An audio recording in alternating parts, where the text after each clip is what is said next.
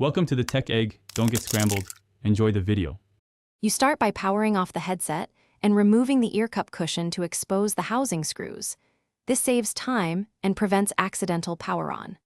Once done, unscrew the cup with the correct driver and use a spudger to gently separate the shell halves so you don't damage clips.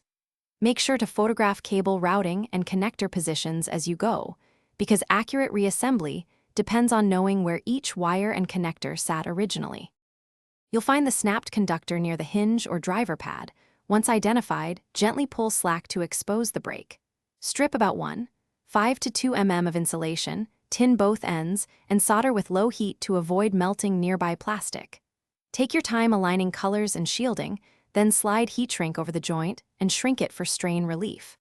After that, add a small dab of hot glue to anchor the repair so movement won't reopen the connection. You now reseat any internal connectors and align the shell halves before tightening screws just until snug. Over-tightening can crack plastic. Power on the headset and run an audio check. Play a stereo track and confirm left/right balance and Bluetooth connectivity.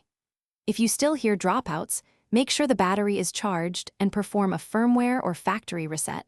Otherwise, reflow the repaired solder joint or inspect the connector for corrosion. One key tip: if intermittent problems remain, wiggle the hinge while testing to isolate a mechanical fault.